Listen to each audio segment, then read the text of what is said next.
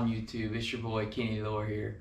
Today I have a video for you that's going to be a little bit different than what's going to be normally on my channel. Today I'm wanting to bring to you a JON boat that I have refurbished and redone almost like a miniature bass boat, if you want to call it that. But I'm really excited to show y'all what I've done to it.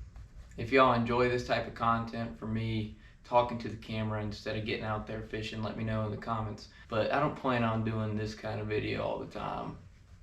This is something special to me with my grandpa's JON boat that I've redone, so I just thought it'd be interesting for y'all to see. And maybe if y'all are interested in doing something like this on your own, you know, you can drop a comment, ask questions, and I'm more than happy to help. I would not recommend doing exactly what I did because this is my first time doing something like this and it's not perfect by any means, but I had a lot of fun doing it. Yeah, so I hope y'all guys enjoyed today's video. Let's get right into it. I'm gonna start explaining myself, what I did to it, and yeah, hope you enjoy.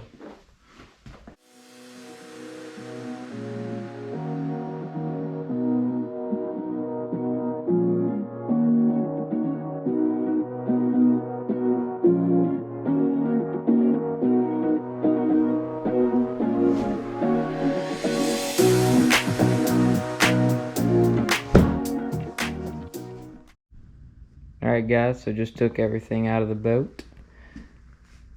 Here it is. Almost everything, at least. Of course, we're still going to have the battery up in here. And I just kept my life jackets and net and some of the fishing rods in there. But before I get too far in the video, I was wanting to explain the very first step I did. Filled the boat up with water because it had been sitting out for as long as I know, out by a shed. Tried to find out how many leaks we were working with. And this has been a while ago. It's almost a year or two ago since I've done this restoration process. But it ended up being, I think, maybe like 4 or 5 leaks, small leaks. Maybe one leak that was dripping a little bit quick. But other than that, it was not super bad.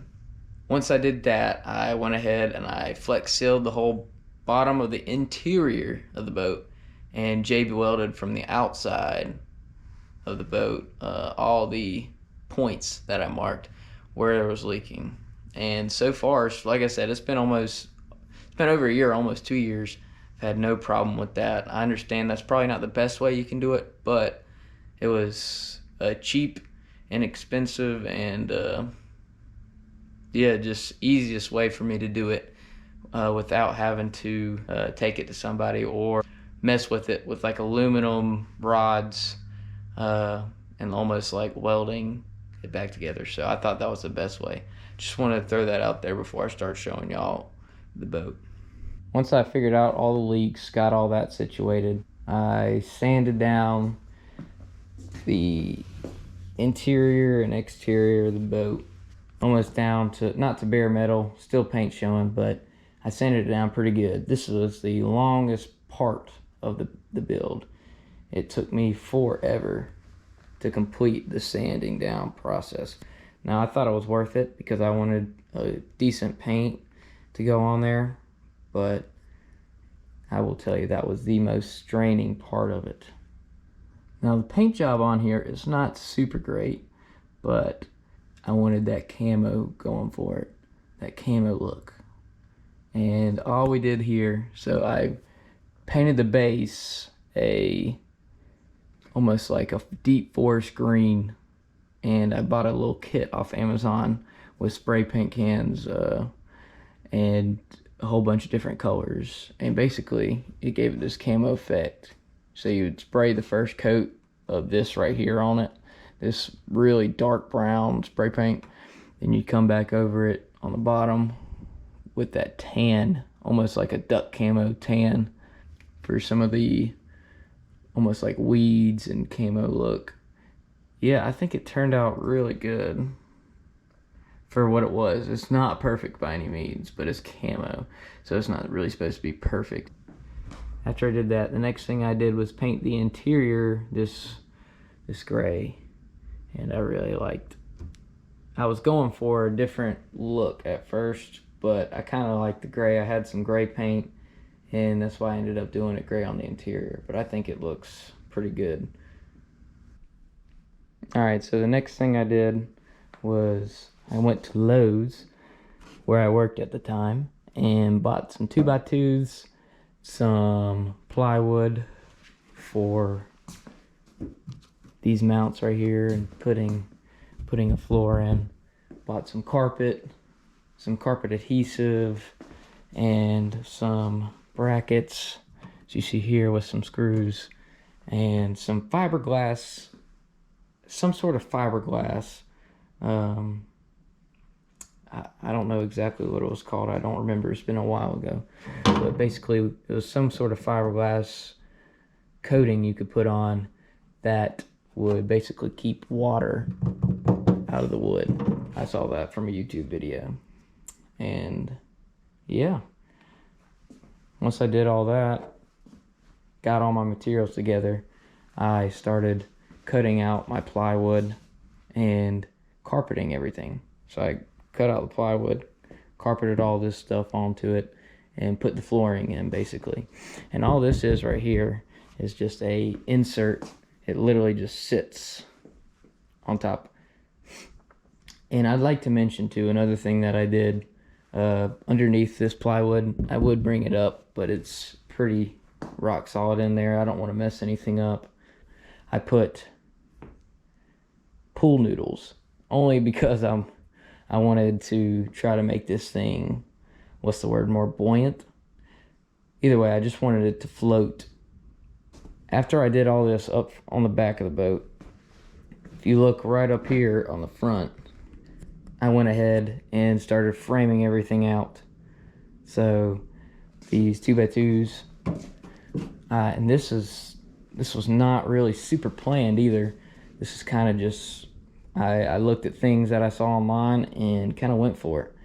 So it might not be the best way to do this. I don't recommend following my lead, but this is what I did. So for the support, you know, I drilled into this up here, which was already on the JON boat, and took these two 2x2s running across like that, and have it now. There is a, and I know you probably can't see, but down here there's a part of the boat that was already on here too, and I just took those 2x2s and set it on there. And now it's really sturdy. I mean, I can fully stand on this this frame and it not fall into, but this is what I did. So I just want to give y'all a few looks. Not perfect, but I'm proud of it. I did it all myself, no help, and yeah, I really like it. Now once we got all this done, we're gonna come back here. We went ahead and got a brand new trolling motor, which I bought, and a Mercury 6 horsepower outboard motor. Nothing too fancy. This is what my dad purchased. This is the most expensive thing on this boat. But yeah, this thing gets up to probably about 12 to 15 miles out on the water. So it's pretty dang cool. I'd also like to mention this trailer that we got. Me and my dad got this thing off of Craigslist for about $200. This thing is a jet ski trailer, beat to crap, but it does the job and it does it pretty good. Only thing we had to do was put new running boards on it that were extended, try to support the back just a little bit more. But yeah, as you can tell, it's seen better days, but like I said, it gets the job done. So one of the last things we did when getting this JON boat was we put a bilge pump in. I'm not sure if you can read this, but this is our bilge pump. So we just had to wire everything down the side. As of right now, we just have the wire hanging. It's probably not the smartest idea, but we're gonna get some kind of either PVC pipe or something that runs through this because there's a hole that goes through here, and finish it off like that. Here's our battery, and yeah, we wired everything ourselves, and that's basically it that we've done to it. When we say we, my dad started helping out in the end, but yeah, there's the beauty. I'm probably missing some things because, like I said, this was a long time ago. I'm going to try and link everything I can in the description of what I used, which will not be everything because, like I said, I do not remember everything I did. Yeah, I hope y'all guys enjoyed. I had fun making this before going to work. It's hot out here, though, man. God, it's hot out here. But y'all stay cool, and I'll see y'all later. Peace. That beauty of a truck. 06 Tundra. Alright, peace.